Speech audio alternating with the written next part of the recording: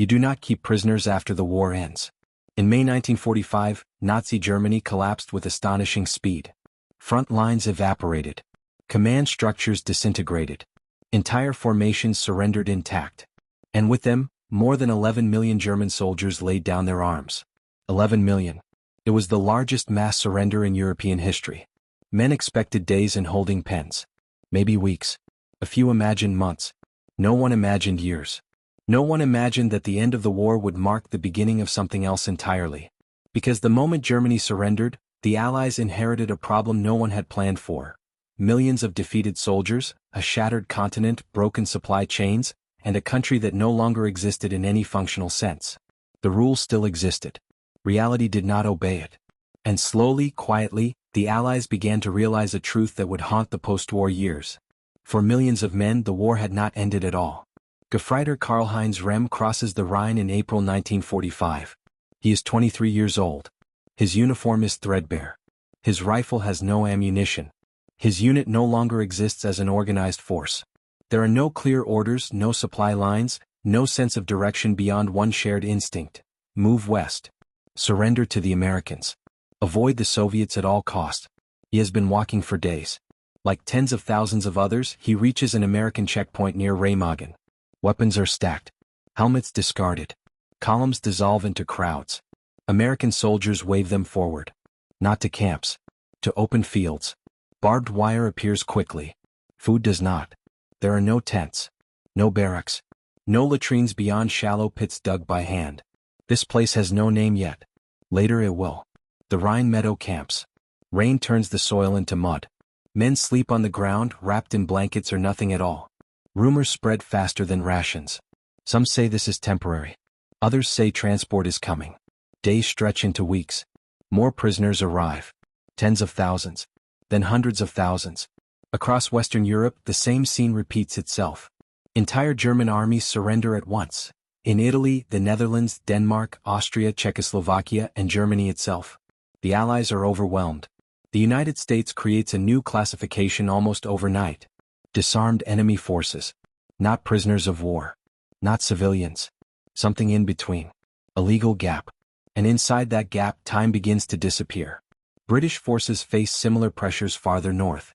Capture points overflow. Camps are established in Belgium and the Netherlands, then expanded again and again. Britain begins transporting prisoners across the Channel. Camps appear in Yorkshire, in Scotland, and rural England. Names like Eden Camp, Wat 10, and Cultibragan become part of local geography. Registration follows. Security screening begins. Men are reduced to index cards, name, rank, unit, date of capture. Most still believe they will go home soon. To the east, a very different system unfolds. The Soviet Union captures more than 3 million German soldiers by the end of 1945. These men are not held near the front. They are marched east, often on foot, to collection points in Poland, Belarus, and Ukraine. From there, they are transported deeper into the Soviet interior. The purpose is explicit. Labor. German prisoners are regarded as reparations. They are assigned to mines, forests, factories, and construction sites across the USSR. Camps like Vorkuta, Karaganda, and Rybinsk expand rapidly. Mortality is highest in the first years, 1945 and 1946, driven by hunger, disease, and brutal winters. Back in the West, Allied planners begin to grasp the scale of what they now control. These prisoners represent more than a humanitarian challenge. They represent manpower. Europe is shattered. Cities lie in ruins. Railways are broken. Farms lack workers. Under the Geneva Convention, POW labor is permitted. And so a second decision is made. German prisoners will work. The war ends. The waiting begins. You surrender believing the hardest part is over. That once the fighting stops, time will start moving forward again. Instead, time freezes. For Gefreiter Karl-Heinz Rehm, the moment of surrender is quiet. No speeches. No flags. No ceremony. Just an American soldier waving him toward an open field bordered by hastily strung barbed wire. This is not what captivity is supposed to look like. There are no barracks. No guard towers. No signs. Just thousands of men standing in place, unsure where to sit, unsure whether to remove their packs, unsure whether this is temporary or permanent. By nightfall, the uncertainty becomes physical. The ground is wet. The air is cold. Food does not arrive. Men dig shallow holes with their hands. Others wrap themselves in coats and lie still, conserving warmth. Rain falls steadily, turning the field into mud. This is April 1945. The Rhine meadow camps are not designed. They are improvised. Within days the numbers explode. 10,000 prisoners. Then 20. Then 50. Entire divisions surrender at once. Artillery units. Signal corps. Supply columns. Men who never fired a shot during the final weeks of the war. American officers stare at maps that no longer make sense. Rail lines are damaged. Trucks are scarce. Warehouses are empty or destroyed. No one planned for this. The war ended too fast. The U.S. Army is not prepared to house, feed, and process hundreds of thousands of prisoners at once. Standard POW camps do not exist in sufficient numbers. Barracks cannot be built quickly enough. Supplies are already earmarked for civilian relief and redeployment. So a legal maneuver is made. Quietly. Without public announcement. German soldiers are reclassified. Not as prisoners of war. But as disarmed enemy forces. 3 words that change everything. Under this designation, the full protections of the Geneva Convention do not apply. Rations can be reduced. Shelter requirements loosened. Release schedules undefined. The reasoning is bureaucratic, not malicious. But the consequences are immediate. Food arrives irregularly. Some days there is bread. Some days there is none. Water is available, but sanitation lags behind population growth. Medical units do what they can. Dysentery spreads quickly. So do rumors. Men whisper about mass releases. About being sent home within weeks.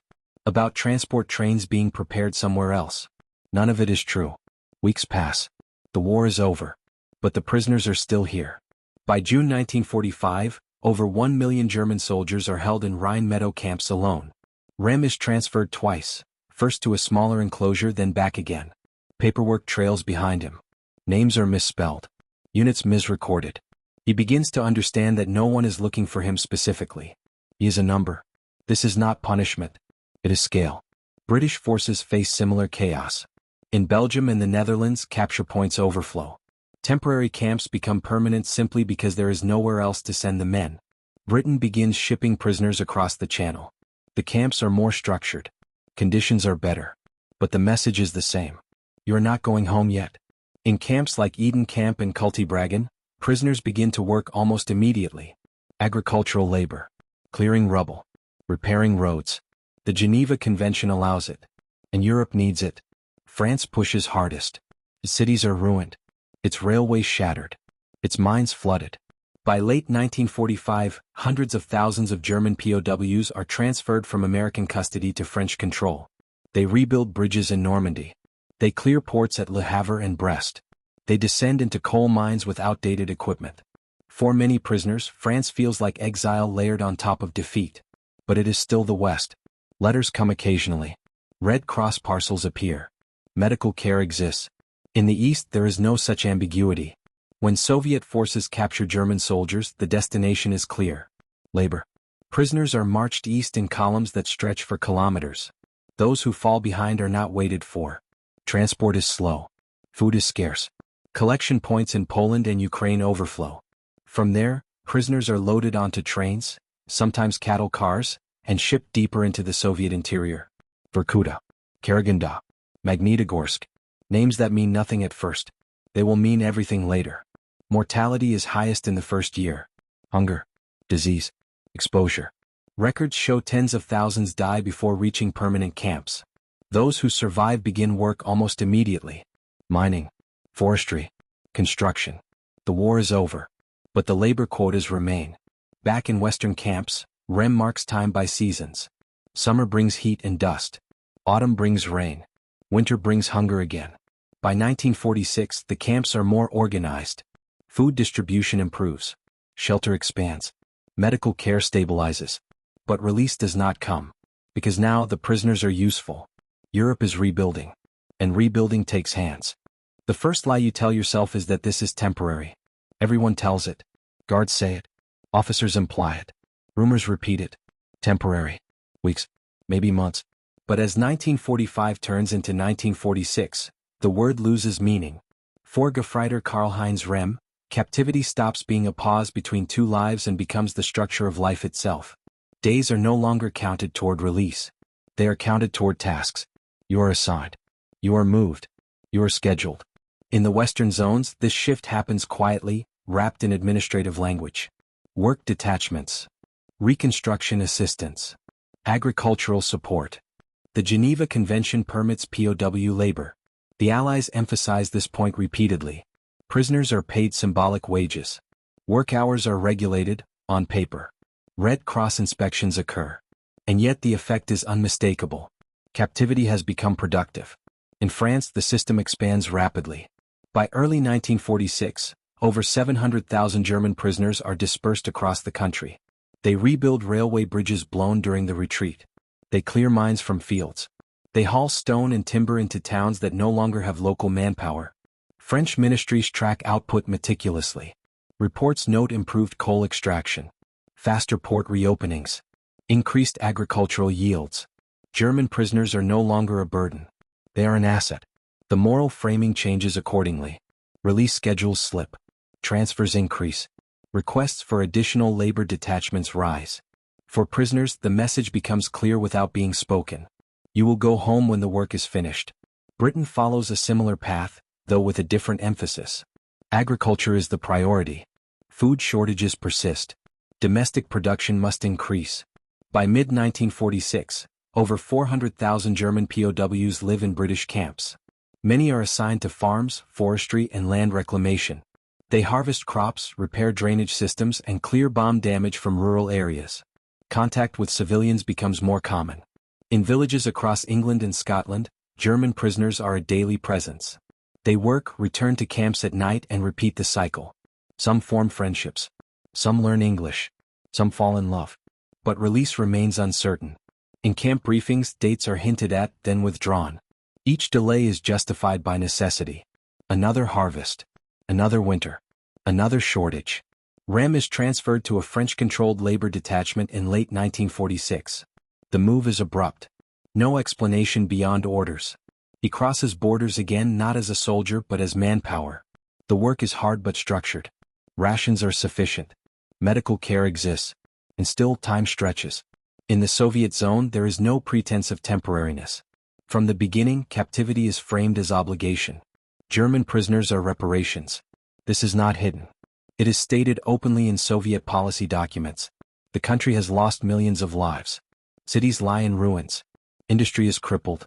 German labor will help repair the damage. Prisoners are assigned to industries with severe shortages. Mining in the Donbass and Urals. Timber extraction in Siberia. Heavy construction in cities like Moscow, Leningrad, and Stalingrad.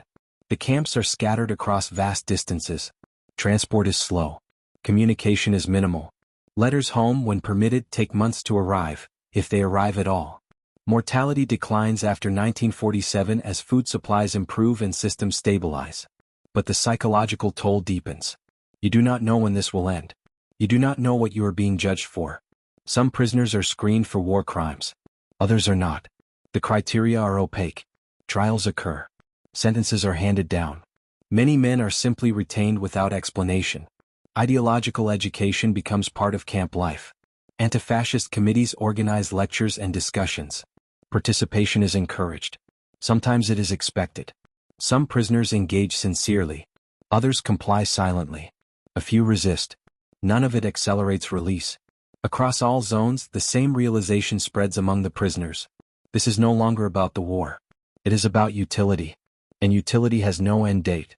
By 1947, Western governments begin to feel pressure. Families write letters. Newspapers ask questions. Why are prisoners still held 2 years after the fighting stopped? The United States, facing domestic scrutiny and decreasing labor needs, accelerates repatriation. Large transports move through Friedland, the reception camp that becomes synonymous with return. For many prisoners, Friedland represents a promise kept.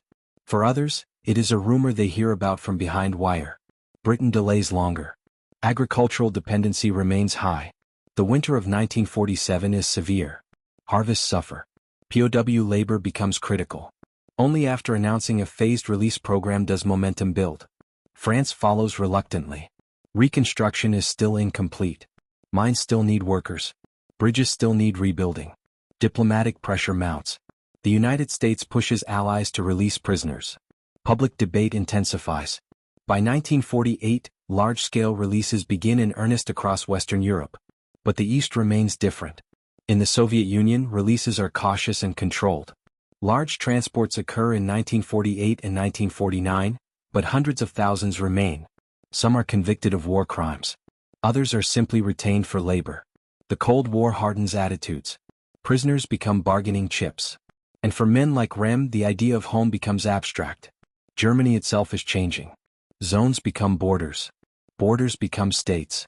He has been gone too long to imagine return clearly. At this moment, when the truth is unavoidable, when captivity has fully replaced war, when years have passed without resolution, there is a pause in the story. Because if you find this kind of forgotten history compelling, the moments where peace quietly fails to arrive, we'd be honored if you subscribed. These stories aren't about battles won or lost. They're about time taken. About lives paused. About consequences that stretched far beyond the battlefield. By subscribing, you help ensure these stories are not forgotten. By 1946, pressure mounts in the West. Public opinion shifts. Families demand answers. Governments face criticism for holding prisoners years after the fighting ended. The United States moves first. Large-scale repatriations begin in 1946. Prisoners are transported to Friedland, a reception camp in the British zone that becomes the primary gateway back into Germany. By early 1947, most American-held POWs have been released or transferred. Britain moves more slowly. Agricultural dependence delays repatriation through the 1947 harvest. Only after announcing a phased release program does the flow accelerate. By December 1948, most German POWs in Britain have returned home. France follows under diplomatic pressure. Reconstruction needs collide with political realities. By 1949, nearly all POWs are released, though some choose to remain voluntarily. The Soviet Union is different. POW labor is tied directly to reparations. Releases begin cautiously in late 1947 but remain limited. Large transports occur in 1948 and 1949, yet hundreds of thousands remain. Many are convicted in Soviet courts for wartime crimes. Others are simply retained for labor. By 1950, tens of thousands of German POWs are still in Soviet camps. The Cold War hardens positions. Prisoners become bargaining chips. The final chapter begins in 1955, 10 years after the war. West German Chancellor Konrad Adenauer travels to Moscow. His goal is singular: bring the remaining prisoners home. Negotiations are tense, political, strategic, but they succeed. In October 1955, trains carrying the last major group of German POWs arrive at Friedland. Families gather by the thousands. Photographs capture men stepping onto platforms, older than when they left, carrying years of absence in their faces. Gefreiter Karl-Heinz Rehm comes home to a divided country. Germany is no longer one place. East and West tell different stories about the past. Reintegration is uneven. Some men rebuild lives quickly. Others struggle, with families, with work, with memory. By 1956, the POW era ends. Millions have returned. Millions have been changed. If this story moved you, please press the like button. Every click tells the algorithm this piece of history is worth remembering. We're dedicated to rescuing overlooked stories from the archives. If you want to join us, subscribe and turn on notifications. Where are you watching from? Leave a comment with your city or country, and tell us if someone in your family served. Thank you for ensuring that Karl-Heinz Rehm and the millions like him do not disappear into silence. They deserve to be remembered.